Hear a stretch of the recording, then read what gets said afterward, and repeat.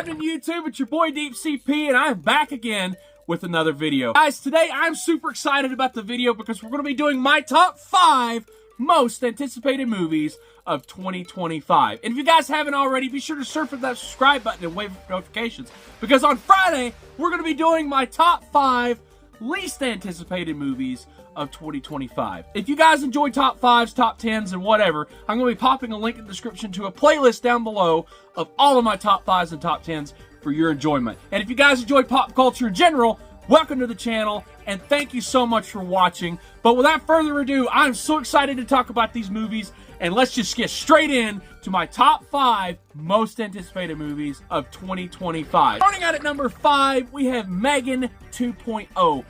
Miss me? I really enjoyed the first Megan. It's a wonderful horror film, an interesting take on the killer doll genre. They basically took Chucky and the Terminator and combined it, and it was a lot of fun. And I have to say, that first film really impressed me. When the trailer dropped for Megan 2.0, I got really excited, and I honestly have to say, it's going to be very interesting to see where they take the storyline. Are they going to rebuild the original Megan? Is it going to be a new one that had already been built before? Are they going to milk this like Child's Play and basically have it to where it makes no sense for Chucky to keep coming back? In this one, I really am curious how they're going to bring Megan back, because based on the first film, she was destroyed at the end. Whatever they decide to do, I'm sure it's going to be fun, and I cannot wait for this movie to drop later this year. Number 4, Looney Tunes, The Day the Earth Blew Up. There's only one person that can do the job. Daffy Duck. Duck? That's right. You gotta be kidding me. Who greenlit this garbage? Guys, I absolutely adore the Looney Tunes. I am a huge fan. I have plushes, I have die-cast figures, I have action figures, and I have major collectibles. And for me to see them back in theaters is so exciting. I really am curious how they're going to make a standalone film just based around Daffy and Porky work. They usually work best as side characters to Bugs Bunny and other Looney Tunes characters, but they do have their own standalone shorts. And even in Looney Tunes Back in Action, Daffy Duck was kind of the protagonist of the story, but they really didn't make him the center focus. So I think what's going to happen here with the storyline, Porky Pig's going to be the straight man, and Daffy Duck's going to be the wacky Daffy Duck that we all know and love. And this film looks like it's going to be a lot of fun. The fact it's 2D animated, and based on the trailer, they still have a lot of the humor the Looney Tunes are known for. These characters mean so much to me because I grew up watching Looney Tunes with my grandparents. My brother and I used to watch them. It's so nostalgic for me. And I really hope that Warner Brothers can make this film go back to the way the Looney Tunes used to be. All about fun, excitement, and slapstick comedy. Number 3, Superman. Crypto. Home. Take me home. Guys, I love Superman. Superman is one of my favorite superheroes of all time. I can't say he is my absolute favorite. That title goes to Daredevil. I'm Daredevil.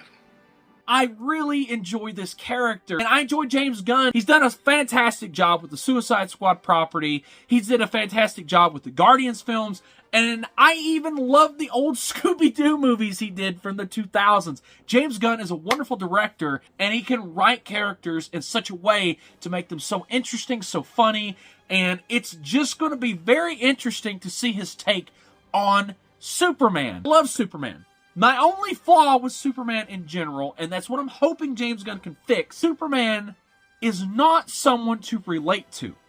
And that is what a lot of people get wrong. Superman is an ideal. Superman is who we aspire to be. And that's why it's hard to write a movie for Superman, because he's not meant to be relatable to us. Batman is meant to be relatable to us as the audience, because he's a normal guy with no superpowers. Superman, he's pretty much a god, but the only thing that makes him relatable to us is his attachment to Earth. They're really going to hit home with that, and James Gunn, I think he can master how to connect the audience to this character and make them really root for this Superman. In the trailer, you see Superman almost dead, and I think that opening shot of him laying on the ground is the audience rooting for the underdog. To say I'm really going to miss Henry Cavill, but it's unfortunate that the DCEU is changing, but hopefully this new direction will at least give him a cameo. I am really, really excited. I really hope James Gunn can make the Superman film that fans have been waiting for and he actually deserves. Number 2, Jurassic World Rebirth. This island was the research facility for the original Jurassic Park.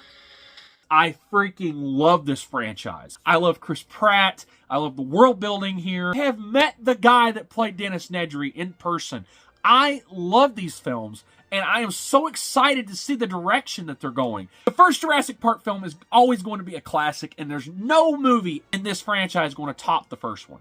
But the last film they made was a good ending to the storyline. And rumor had it that's where they were going to stop this franchise, and they decided to make this film. Do have Scarlett Johansson in this, which to me just seems like they're trying to get the Marvel heavy hitters into this franchise, considering we already had Chris Pratt. It does look interesting, and now we're going to explore more of what this world is like, that dinosaurs are back. They have invaded the regular ecosystem. I just really hope that we can get a woolly mammoth or a saber-toothed tiger. We did get some representation for them in Camp Cretaceous. I don't count the show because it's probably not going to count in the mainline film series. It is going to be very exciting to see where they take the story. It has endless potential. Honestly, dinosaurs in modern day as a post-apocalyptic thing? Guys, this is writing itself. Whatever they're cooking up at Universal, I am more than excited to see where they take this franchise. Alright, before we get to our number 1, I want to make an honorable mention, so this is technically 6. Elio. Welcome, leader of Earth. It is the newest Pixar film coming out this year, and I love anything to do with extraterrestrials. If you guys haven't seen my Aliens Are Real video, I'm going to pop it in the description down below. Anything to do with extraterrestrials is always an interesting concept in film. And there's so many different species of aliens that we've seen over the years in film and television and comic books or what have you. This film is going towards a different approach. There was actually a film back in the 90s called Can of Worms, and it was a Disney Channel exclusive movie. It was about a boy that thought he didn't belong on Earth, and he contacted extraterrestrials. And surely enough, they show up, and they were trying to help him out. This film is about a little boy on Earth, and he contacts extraterrestrials, but when they show up, they think he's the leader of Earth. So this is an interesting concept. So they kind of took that plot, but they amped it up a little bit. And based on the trailer, it looks like a lot of fun, and the comedy is going to be interesting. And number 1, Fantastic Four: First Steps. Okay, is this guy good or what? Guys, I am a die-hard Fantastic Four fan, okay? I've collected merchandise from this franchise since I was 5 years old. I adored Michael Chiklis as the Thing. So much fun seeing Human Torch come back in Deadpool and Wolverine. Fox tried to reboot this franchise, and it did not work. And the fact that I found out Marvel had decided they were going to do this franchise again in the MCU, I got nervous. As much as I love Michael Chiklis in those original films, they were not accurate to the stories. They did at least get one thing right, that they acted like a family. Johnny and Ben acted like brothers. Sue and Reed, they acted like a family. And that's what those old films got right. Don't even get me started on Doctor Doom. I'm not going to get too into those old films because, again, they were made over 20 years ago. This film dropped its trailer and everybody got excited because Thing looks like the Thing. And all their powers and everything they displayed. Honestly, I am excited. It looks like a lot of fun. You see the Thing's new costume. You see Johnny's new suit. They're sticking really close to the original costumes from the 60s.